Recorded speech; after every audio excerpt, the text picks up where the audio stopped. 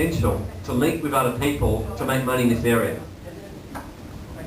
Absolutely. So, okay, there's two levels today I want to get you to understand on tax today and asset protection. One is for yourself. Two is then how you can help others. Because as David was saying, if you don't have it right for yourself and you don't believe in it, how can you sell it to others in good conscience? But if you know and see the value of it, you can go out and honestly make a fortune in this area. You really can. Because taxation for yourself, if you're structured right today, tomorrow could be your day when all the money you've made could either go in an unexpected tax bill. We've had clients come and see us who've had like a capital gains tax problem. 3 minutes of us, we've knocked $100,000 off their tax. Who thinks that's worth it? We've had other clients come and see us and just with a simple change in structure in business, reduce the $16,000 tax bill to $4,000 in one hit. Anyone think that's good? Okay. So as an internet marketer, if you can find ways to slash your tax, and as David said, I can speak a little bit more freely on this seminar just because of the fact that I'm not Australian, lots of stuff. So stuff I normally say in Australia, I can reveal some of the hidden secrets of the rich this time. Who likes that idea? Absolutely. See what, I mean, I was thinking from some of my own squeeze pages, but some of your own sales marketing letters. Imagine putting something like, discover the 7 secrets that the rich know and don't want you to know that can save you thousands in tax. Who likes that for a headline? Yeah. Imagine that for a squeeze page. Or, warning, a gold digging scumbag could get your assets tomorrow. What are you going to do about it? To find that now, click and download the free 73.5 page report. You get the idea? So, there's so many things we can do in creating these ideas.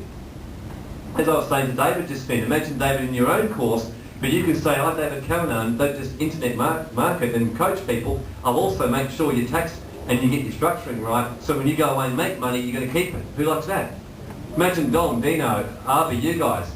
You can say to the people you're selling products to, Al Patrick, how much, saying, as well as showing you this, imagine if I can slash thousands of dollars off your tax as well, so that every money you make through what I've taught you or what I'm doing with you, you can keep it. Who thinks that's going to add value to what you're doing? Yeah. Absolutely. So it's all about adding value in what you're doing.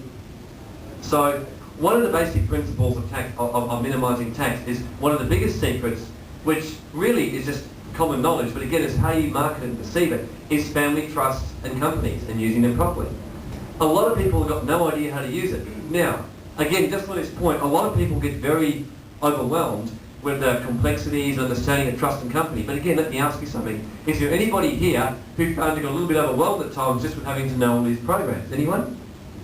But everything you've got to go away and learn it to do it properly. Correct. Why? Make money. Okay. Is it worth learning about your family trust and using them properly if it's going to save you up to 70% tax on occasions? Is it? Yeah. Is it worth learning about doing your trust properly if one slip-up could result in that trust being cracked and you lose all your assets one day? Is it worth it? Is it worth being able to monitor your accountant or your lawyer to at least know, what they're talking about, correct? What did David say? Rick Lotton comes to this seminar, comes to see David, and he says, now I can know if my web designer is basically ripping me off. In other words, you can then know, at least if your accountant knows what they're talking about, correct? Honestly, you need to have that knowledge, understanding in this area. And that's why getting yourself educated, and as well as educating your traffic that comes through your site, you're providing a value-added service for all and keeping government hands in the hands of others of your wealth, correct? Absolutely. So, family trusts and companies. I mean, look, as I said, normally I do a whole lot of teaching on this. The best way to understand a family trust, very simply, who here knows what a family trust is? Who here doesn't really understand a trust? Anyone? Okay, there's a few. Look, very simply, a trust is, the best way to describe it is this. A trust has a trustee at the head of it. It's got an appointer who controls it. I call it like the puppet and the puppet master. To give a simple example, which many have seen me do at this seminar, imagine if I give Carl this glass of water. And I say, hey Carl, can you give that to Mike in 30 seconds? Now, that's a trust. While Carl's holding that glass, if someone comes to Carl and asks him for that glass, what's Carl going to say? Anyone? Why not? It's not his, that's right. At this moment, it's not Carl's. He's holding the legal title to it, in a sense, but the possessory rights belong to somebody else, correct? Okay, imagine if your profits or your money is held in a trust on the same sort of basis. Someone comes and says, we want that money, what are you going to say? It's not yours. Correct. Thank you, Carl. That is a simple idea of a trust, everyone. So, discretionary a trust and there's a fixed trust. But to make it simple, a discretionary trust is just this. Imagine now, I give this to Carl. This is a $2 million glass of water. You all see that? It's worth $2 million. Okay. Now, Carl, I'm giving it to you to hold in trust for all your 69 children in this room. Now, the idea of this trust is, with these 69 people, you are to make as much money as you can on that glass, okay? You then, at your discretion, in whatever form you want, you give the profits of that to anyone in this room if you want to. You can give it all to Arby if you want. Of course, Arby would like that. You can give it all to, say, Grace and, okay, Michael up here. You can even split it equally among everyone if you want to. That's the basis of a plan. Or you can give it to any company associated with anybody in this room. Or any trust associated with anyone in this room. That's a discretionary trust.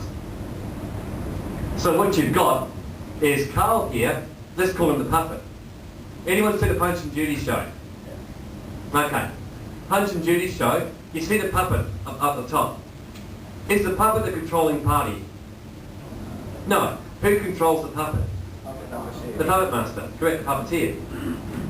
That's right. Can the puppeteer change the puppet anytime he wants to? Absolutely. Anytime he wants to. Okay, the trustee is the puppet. The appointer of the trust is the puppeteer. Can change at any time. So, let's just say, any of you here married and you got a lot of assets, or let's say who's married here, or going to be married? Okay. Let's say, we'll use Patrick. Patrick's been married to Emily. Let's just say that you guys get married, Patrick. Let's just say you make sure, who's the one out of you two who does most of the business? Patrick, okay. So, who should be, I'll ask all of you, seeing as you're all the smart ones being coached, who should be the puppeteer? Emily, why? Correct, because she's not doing it. Who should be the puppet? Patrick, why? That's right, he's the one out there at risk, making the money. Because he's getting married. Now, are you saying that Patrick should be controlled by his wife, are you? I mean, Emily likes that, don't you, Emily? It's a good deal for Emily. She's going to be rich and she's going to be controlling her husband, and he's going to be broke and has to do whatever he says. So it's a good deal all around. Okay, but you see the picture, get the drift? So if somebody comes to sue Patrick for all his activities, what's Patrick then going to say? So I don't know anything. He says, sure, I've got all his assets in my name as a trustee or in a company I control, but hang on a sec, I'm just a trustee. I've got a strict legal obligation on trust for all these other people in my trust. I've got kids, I've got family, I've got others. I can't just give you this money because I'm in breach of trust, and I can go to jail for breach of trust, because you can do. So then they say, okay, well, then who do we go for? Who owns the assets? Well, that's the whole point. No one does. Why? Patrick says, because in my trust, he said it's discretionary, which means I can give the money to anybody I want to. Nobody's got the entitlement to anything. Who likes this? It's a little bit like the kids who, you go around trying to find who pilfered the cookie jar, and all of them are like, wasn't me. Any of you got kids, know what I mean? Yeah. In fact, one of the best asset protection strategies is just to make it